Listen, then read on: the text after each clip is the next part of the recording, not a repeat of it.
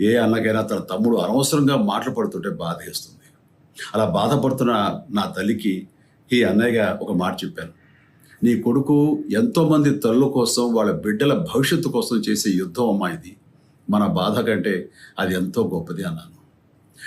అన్యాయాన్ని ఎదిరించకుండా మౌనంగా ఉండే మంచివాళ్ల వల్లనే ప్రజాస్వామ్యం మరింత నష్టం అని నమ్మి జనం కోసం జన సైనికుడయ్యాడు. తాను బలంగా నమ్మిన సిద్ధాంతం కోసం తన జీవితం రాజకీయాల్లోకి అంకితం చేసిన శక్తిశాలి పవన్ కళ్యాణ్.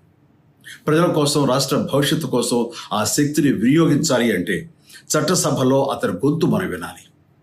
జనమే జయను నమ్మే జనసేనాని ఏమి చేయగలడో చూడాలంటే మీరు పిఠాపురం ప్రజలు కళ్యాణ్ని గెలిపించాలి.